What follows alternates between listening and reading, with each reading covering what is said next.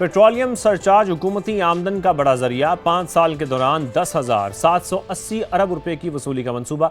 अगले साल हदफ 1727 अरब रुपए होगा। हुकूमत ने IMF को यकीन दहानी करा दी। अगले माली साल सूबों का तरक्याती बजट 3,138 अरब रुपए होगा। रवा माली साल के मुकाबले में 76 अरब रुपए इजाफा तजवीज़। विफाक का PSDP 1126 अरब रुपए तक महदूद होगा। समा तफसीलात सामने ले आया। और LPG की कीमत में 5 रुपए फी किलो इजाफा। कीमत 308 रुपए 76 पैसे हो गई। घरेलू सिलेंडर 58 रुपए महंगा। कीमत 3,643 रुपए मुकर्रर। वगरा ने नोटिफिकेशन जारी कर दिया। आगे बढ़े, कुछ जिक्र करेंगे गैर मुल्की करेंसीज का। इंटर बैंक में डॉलर की कदर में आज 3 पैसे की कमी हुई है जिसके बाद कीमत 278 रुपए 47 पैसे पर आ गई। यूरो की बात करें तो इसकी कदर में आज 56 पैसे का इजाफा देखा गया। फिर बरतानवी पाउंड 1 रुपया 19 पैसे महंगा हुआ है, जिसके बाद इसकी कीमत 375 रुपए 3 पैसे पर आ गई है। गोल्ड के हवाले से बताते हैं आपको, एक दिन के वक्फे के बाद सोना फिर सस्ता हुआ है। 4400 रुपए की कमी इसमें देखी जा रही है और अब इसकी कीमत 4,71,762 रुपए पर आ गई है। जबकि 10 ग्राम को अगर देखें तो यह 3700 रुपए सस्ता हुआ। इंटरनेशनल मार्केट को भी देखा जाए तो गोल्ड की कीमत में $44 कमी हुई है, जिसके बाद इसकी कीमत $4,494 पर आ गई है। आज के मौजू की तरफ आते हैं। आज के प्रोग्राम में हम जिक्र करेंगे बजट में रियल एस्टेट सेक्टर के लिए इकदामात का। वफाकी हुकूमत 5 जून को बजट पेश करने जा रही है, जिसमें टैक्सों का सुनामी होगा। 220 अरब रुपए के नए टैक्स लगेंगे। टैक्स टारगेट की बात करें तो रवा माली साल 13,500 अरब रुपए का हदफ पूरा ना होने की तवक्को है। 11 माह में 864 अरब के शॉर्टफॉल का सामना है। इसके बावजूद IMF की जानिब से अगले साल हदफ 15,500 रखने पर जोर दिया जा रहा है। फिर GST को भी 18 से बढ़ाकर 19% करने का मुतालबा भी किया जा रहा है। पेट्रोलियम लेवी का हदफ भी बढ़ाकर 1727 अरब रुपए रखा जाएगा। अगर हम बात करें रियल एस्टेट सेक्टर की तो हुकूमत ने खलीजी ममालिक से सरमाया वापस लाने के लिए प्रॉपर्टी सेक्टर को अब रिलीफ देने का इंदिया तो दिया है। ट्रांजैक्शंस पर मुख्तलिफ टैक्सेस में कमी भी मुतवक्के है, जिससे रोजगार के नए मौके पैदा होंगे। अगर ऐसा वाकई होता है, 80 से ज्यादा अलाइड इंडस्ट्रीज हैं वो भी चलना शुरू हो जाएंगी। बैरूनी सरमायाकारी भी बढ़ेगी। इस पर आज हमारे साथ मौजूद होंगे इस्लामाबाद चैंबर ऑफ कॉमर्स के सदर सरदार ताहिर महमूद साहब और real estate expert Malik Ehsan साहब। इन दोनों से हम बात करेंगे, लेकिन उससे पहले आपको ज़हीर अली खान की रिपोर्ट दिखाते हैं। कि 80 से ज़ायद मुख्तलिफ सनतों का पहिया रियल एस्टेट सेक्टर से मुंसलिक है, जबकि यह शोबा खुद इजाफी टैक्सेस से दबाव का शिकार है।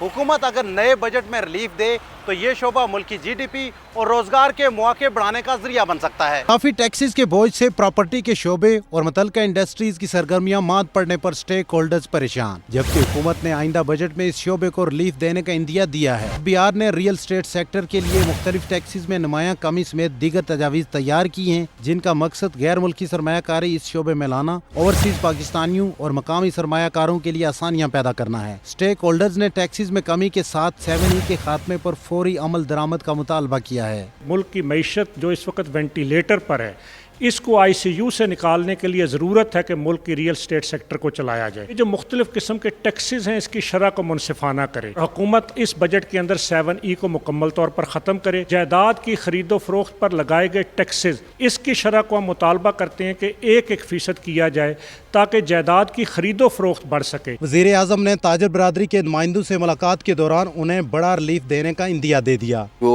कंस्ट्रक्शन इंडस्ट्री है, इसको बड़ा रिलीफ देने जा रहे हैं। इस पे जो वो टैक्सेस हैं 236C 236K इसको अबॉलिश कर रहे हैं। 7E जो डीम्ड इनकम थी इसको ख़त्म कर रहे हैं। माहिरीन के मुताबिक बैरूनी सरमायाकारों का एतमाद बढ़ने से तरसीलात ज़र में भी इसका तिरखा इजाफा होगा। उम्मीदें नए बजट से लगा ली हैं। कहते हैं हुकूमत IMF की मुशावरत से पूरा साथ दे। स्टेट सेक्टर भरपूर नताइज देने की मुकम्मल सलाहियत रखता है। कैमरामैन चंगेज चौधरी के साथ ज़हीर अली खान, समा, इस्लामाबाद। एहसन मलिक साहब, सबसे पहले मैं आपकी जानिब आऊँगा। बड़े रिलीफ की बात हो रही है रियल एस्टेट सेक्टर को लेकर। सबसे पहले तो हमें यह बताएं कि गुज़श्ता चंद सालों में हमने जो देखा है, पाकिस्तान का रियल एस्टेट जो सेक्टर है वो किस वजह से सुस्त रवि का शिकार हुआ है? क्या वाकई इसकी जो बड़ी वजह थी वो टैक्सेस हैं और इसमें अब एक कमी की जा रही है? बिस्मिल्लाहिर्रहमानिर्रहीम। शाहज़ेब, बात यह है रियल एस्टेट सेक्टर को इंटेंशनली स्ट्रेस में रखा गया और उसकी वजह यह है कि हमारी जो प्रेजेंट रजीम है क्योंकि इनका ये एक माइंडसेट था कि ये एक नॉन प्रोडक्टिव सेक्टर है और लोगों को डिस्करेज किया जाए रियल एस्टेट से और उनको डाइवर्ट किया जाए अदर बिजनेसेस की तरफ, जो कि अदर बिजनेसेस में तो डाइवर्ट नहीं हुए, वो कैपिटल लेके पाकिस्तान से फ्लाई कर गए।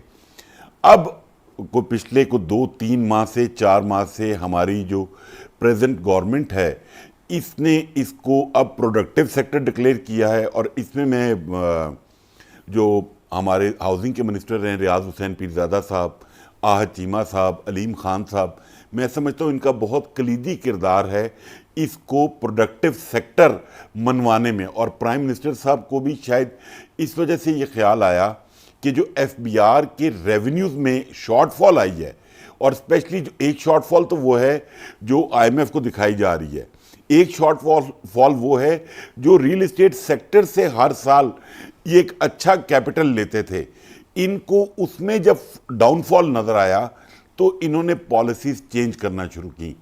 इसीलिए 7E हमारा अभी अबॉलिश हुआ है।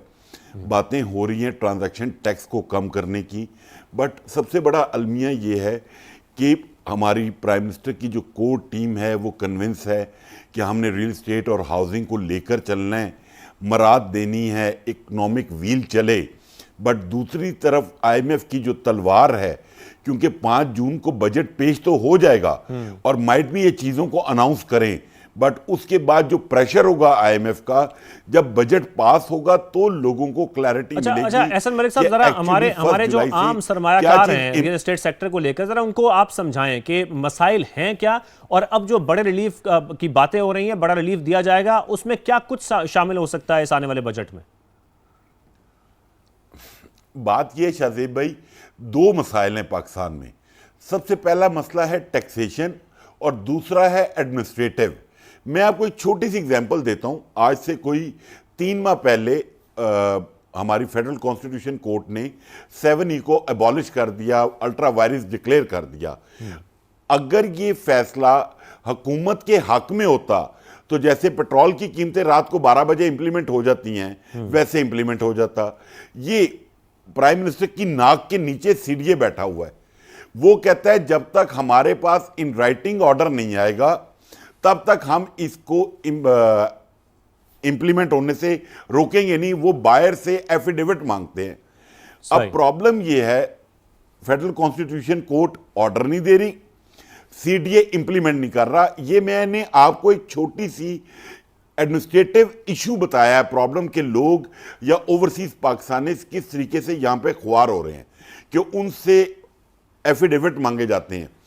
जो टैक्सेशन में प्राइम मिनिस्टर साहब ने कहा है एफबीआर को, जो आज मीडिया में भी हाईलाइट हो रहा है कि 236K को 0.25% किया जाए फ्रॉम 1.5%, और 236C जो सेलर का टैक्स है विद होल्डिंग उसको 4.5% से 1.5% किया जाए। मैं अभी आपकी रिपोर्ट में देख रहा था ज़हीर साहब की, वो मेरा ख्याल है गलती से बोल गया कि जी 236K और C को अबॉलिश कर रहे हैं। अबॉलिश नहीं हो रहा है, उनकी परसेंटेज कम हो रही है। मलिक साहब हमारे साथ रहिए। ताहिर महमूद साहब भी हमें ज्वाइन कर चुके हैं। ताहिर साहब बहुत शुक्रिया। ताहिर साहब, जो डिस्कशन हो रही है रियल एस्टेट सेक्टर को लेके और बड़े रिलीफ की बातें भी हो रही हैं आने वाले बजट में, अब खबरें ये भी आ रही हैं कि हुकूमत जो खरीदो फरोख्त पर लगने वाले ट्रांजैक्शन टैक्सेस हैं उसे भी कम करने जा रही है। हम बात यही कर रहे हैं कि जो फिर आम सरमायाकार है वो इसका क्या मतलब ले, क्या वाकई इसको एक बड़ा रिलीफ मिलने जा रहा है, एक सरगर्मी बढ़ेगी हमारे रियल एस्टेट सेक्टर में आने वाले बजट के बाद?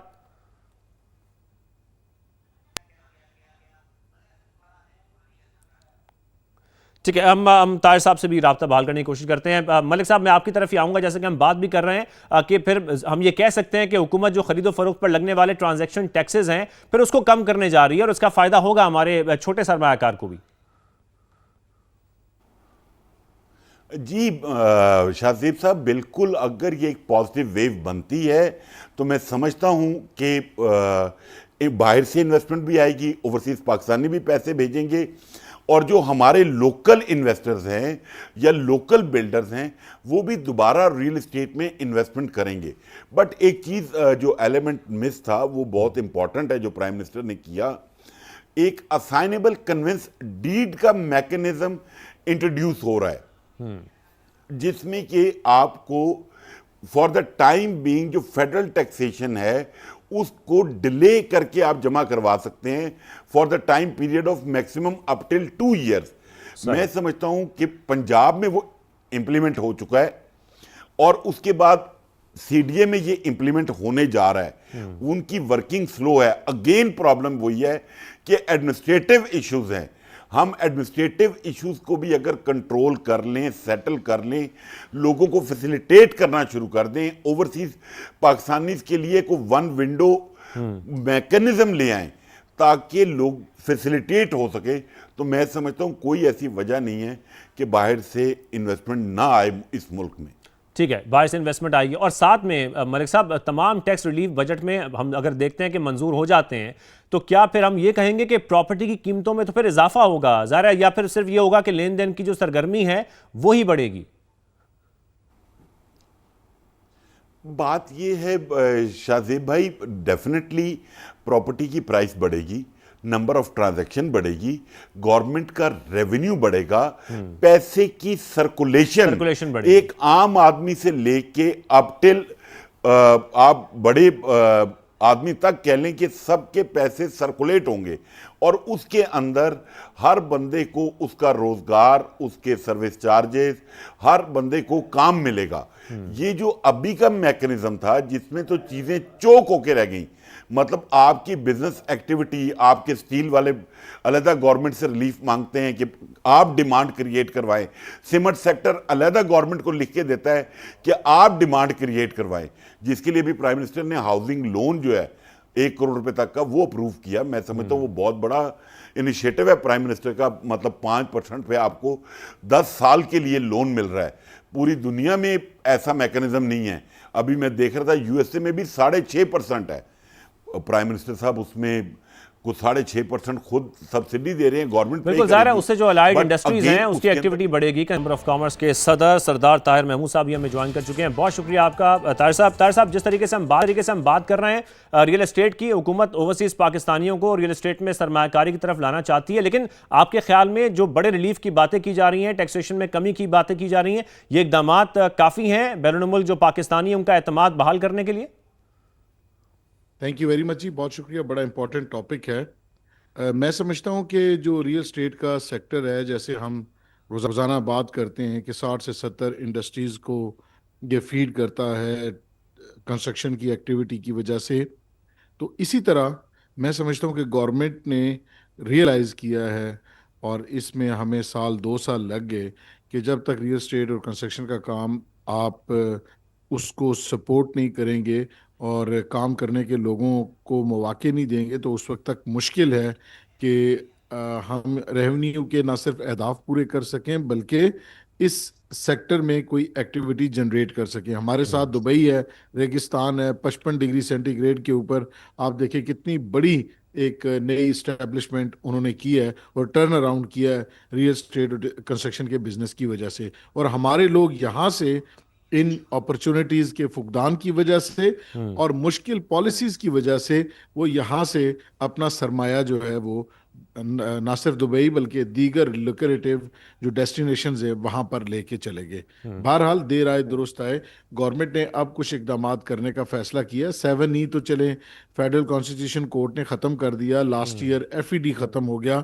अब ये 236C 236K जो विदहोल्डिंग टैक्सेस हैं इनको कम करना चाहिए। हमारा मुतालबा भी यही है और गवर्नमेंट भी चाहती है कि हम इसको कम करें IMF को कॉन्फिडेंस में लेने के बाद। बिल्कुल, और साथ में जैसा कि जी मैं समझता हूँ कि सिर्फ यही चीजें करने से बहुत बड़ा इम्पैक्ट शायद फिर भी ना आ सके। गुज़श्ता 3 से 4 साल के दौरान रावलपिंडी और इस्लामाबाद की सराउंडिंग में किसी एक हाउसिंग प्रोजेक्ट को NOC नहीं दिया गया। तो जब जैसे प्राइम मिनिस्टर साहब ने अभी 10 मिलियन रुपीस का जो है वो सब्सिडाइज रेट पे लोन ऑफर किया है लोगों को घर बनाने के लिए, तो वो G7 में या E7 में या F10 में या F11 में तो 1 करोड़ रुपए में घर बनाने से रहे। वो घर कहाँ बनेंगे? वो पाकिस्तान की पैराफ्रीज में, ये इस्लामाबाद ट्विन सिटीज के साथ जो एरियाज हैं वहां पर बनेंगे। और वहां पर कैसे बनेंगे? जब अर्बन प्लानिंग को आप जो प्लान्ड अर्बन प्लानिंग है उसको प्रमोट करेंगे। सही हाँ, है। आबादियां बन रही हैं, हम 20 मिलियन हाउसिंग यूनिट्स की डेफिशिएंसी में हैं। 5-5 मरले के प्लॉट लोग रजिस्ट्री करा के, इंतकाल करा के ट्रांसफर करवाते हैं। 10 फुट 20 फुट की गली है, ना पार्क है, ना स्कूल है, ना बिल्कुल बिल्कुल मस्जिद है, ना अर्बन प्लानिंग की जरूरत है, बिल्कुल तार साहब। और साथ में हम ये भी देख रहे हैं कि एफबीआर की एक तजवीज़ भी सामने आई कि कई शहरों में जो प्रॉपर्टी वैल्यूएशन है वो 30 से 35% करने की तजवीज़ भी उनके सामने आ रही है। क्या इस इकदाम से भी हम ये कह सकते हैं कि प्रॉपर्टी पे खरीदना सस्ता हो जाएगा, या हम ये कहें कि ये सिर्फ और सिर्फ एक कागजी कार्रवाई होगी कि कीमतों में तब्दीली की जा रही है? देखिए, ये पूरा इकोसिस्टम है। आपको इस सब सिस्टम दूसरे से लिंक है। एक स्टेप के बाद दूसरी बॉटलनेक है, दूसरी बॉटलनेक के बाद तीसरी बॉटलनेक है, और ये एक ट्रैप है। इसको कोलेक्टिवली बैठ के वन विंडो सोल्यूशन, जो अप्रूवल्स हैं वो टाइम बाउंड के साथ होनी चाहिए। कि अगर किसी की आप कैटेगराइज कर लें, जो काम कर रहे हैं, अच्छा काम करने वाले लोग हैं जिनका प्रूवन डिलीवरी का ट्रैक रिकॉर्ड है, उनको कैटेगरी ए में डालें। जिनकी परफॉर्मेंस बेहतर है उनको कैटेगरी बी में, और न्यू एंट्रेंस को कैटेगरी सी में आप डाल दीजिए। इसी हिसाब से जो कैटेगरी ए का डेवलपर हो, उसकी जो अप्रूवल्स हैं वो डे एंड नाइट करके उसको फौरी तौर पे दें, ताकि उसके बाद वहां पर कंस्ट्रक्शन डेवलपमेंट की एक्टिविटी स्टार्ट हो, वो डेवलप हो, और सिर्फ फाइलों की यानी ट्रेडें कि ना होती बिल्कुल हैं तार साहब, कि अब जब हम ये समझे कि बजट में जिस तरह बात की जा रही है टैक्सेशन की कमी की, सिर्फ उससे फर्क नहीं पड़ेगा, फिर हमें अर्बन प्लानिंग करने की भी जरूरत है। एग्जैक्टली हमें एक्टिवेट करने की जरूरत है। हमें एक पूरा जो सिस्टम है उसको, आप दो चीजें ठीक करें, तीन चीजें खराब हों। आप मुझे बताइए कि हमारा इस्लामाबाद है, यहाँ एफएआर, एडिशनल एफएआर के जो रेट्स हैं वो 930 रुपए पर स्क्वायर फीट थे। इस वक्त वो बढ़ाते बढ़ाते कुछ एरियाज में 23,500 रुपए पर स्क्वायर फीट तक चले गए हैं। आप बताइए कि यहां पर कौन बिल्डिंग बनाएगा, और वो बिल्डिंग का उसको कैसे आरओआई मिलेगा। और वो पिछले 1 साल से ये एक्टिविटी इस्लामाबाद में हाल्ट हो चुकी है। एडिशनल एफएआर के चार्जेस उससे पिछले साल 4.5 बिलियन सीडीए को मिले थे, लेकिन ये जब रेट्स इन्होंने इंक्रीज किए, उसके बाद सीडीए 20 करोड़ रुपए पूरे साल में नहीं इकट्ठा कर सका। तो ये जो पॉलिसी है, विदाउट कंसल्टिंग स्टेक होल्डर्स जब भी आप बनाएंगे तो आपको नुकसान होगा। यहाँ शेख हमदान साहब सही। जो दुबई वाले हैं, मुख्तलिफ एंटरप्रेन्योर्स को बुलाया और कहा कि मैं क्या आपको फैसिलिटेट करूं कि आपके जो विद इन नेक्स्ट ईयर आपके जो रेवेन्यू है वो डबल हो जाए। तो उन्होंने कहा ये पॉलिसी हमें चाहिए। तो विद इन डेज वो पॉलिसी बनी और वो इंप्लीमेंट होगी। बिल्कुल। हमारे यहाँ सीडीए में एक 15,000 रुपए का फिगर था कि जो लेट कंस्ट्रक्शन चार्जेस पर स्क्वायर यार्ड थे, वो 15,000 ठीक है, रुपए थे। तमाम एक स्टेक होल्डर्स को ऑन बोर्ड लेना होगा, और जैसे कि इससे पहले भी आपने जिक्र किया कि रियल एस्टेट की जो तकरीबन 22 सनतें हैं वो भी फिर चलना शुरू होंगी।